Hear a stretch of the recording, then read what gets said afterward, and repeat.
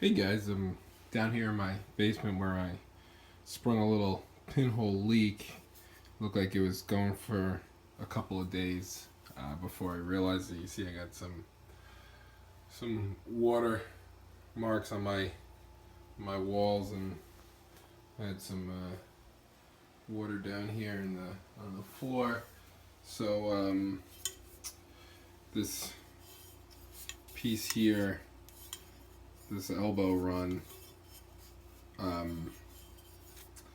was leaking from it sprung a little pinhole right there. You can just about see it right here.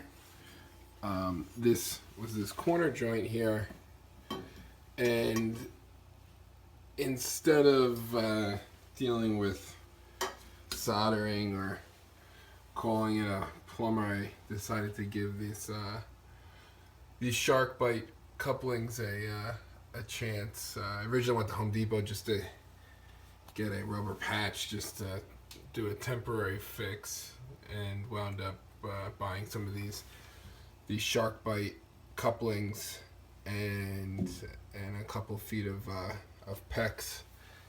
And I tell you, it did a pretty good job. I didn't have a low clearance cutter, so I just picked up one of these cheap Home Depot jobs. A higher quality one would probably be better to keep in your toolbox for a longer period of time, but this was $14.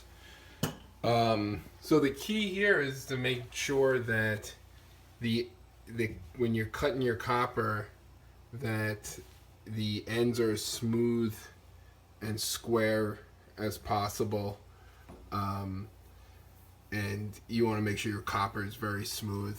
I went and just sanded it with some 1500 grit sandpaper. Now, the Sharkbite instructions on the website tell you not to sand.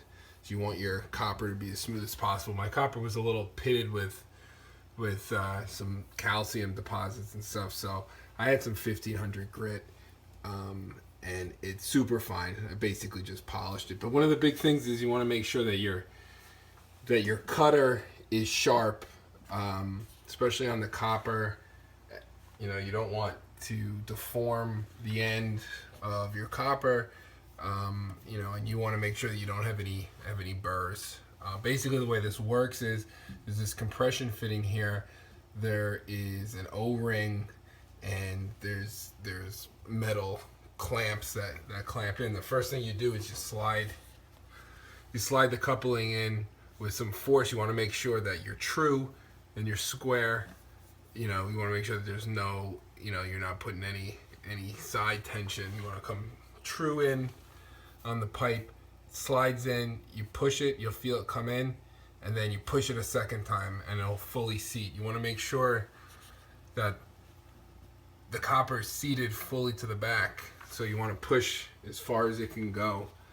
You want to make sure that when you cut I use the same cutter to cut the PEX. You just want to make sure, again, that it's sharp. You can use some sandpaper to sand the edge, and sort of deburr it. They sell Sharkbite.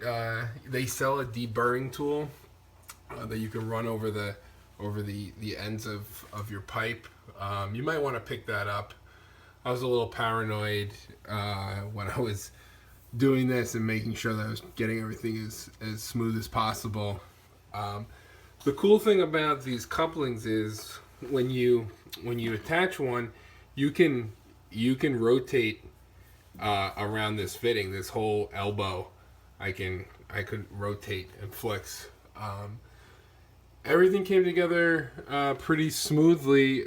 This coupling here, I had a single drop of water that was forming, which was making me a little paranoid. I did this a couple of hours ago, but I was thinking of running back and getting they sell a tool to allow you to uncouple. It's basically just a U that you put over this, and you can pull the joint apart. But I figured, I'd give it a little while longer and see if it seats. So what I did was I actually wound up grabbing this section of pipe and rotating it by hand in the joint here, and that seemed to do the trick. I probably had maybe a little bit of a burr in the plastic, or a slight deformity that was just causing this to weep the slightest bit. That was a couple hours ago. There's no sign of water whatsoever. So it looks like we've done a pretty good job here.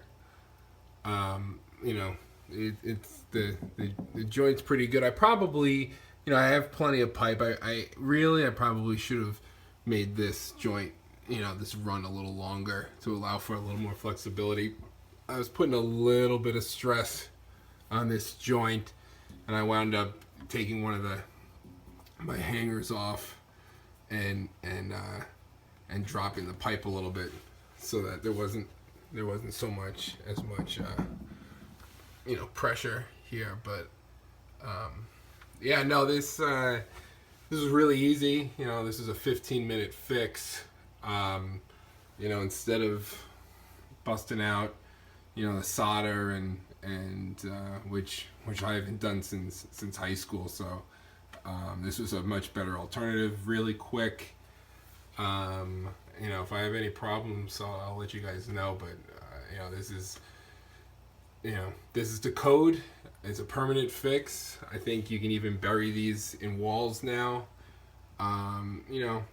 If you look online and you see some reviews, some people say that they had some problems leaking. Usually that's because the installation was not done properly. You just really want to make sure that the ends, that your cuts are square, that when you use your cutter, that you're not running tracks in the cut. You want to make sure that you're square with your cutter, and with each turn you want to make sure that you tighten that cutter and make sure that you're true on that cut, and you're not causing any tracks in the pipe. But so far so good.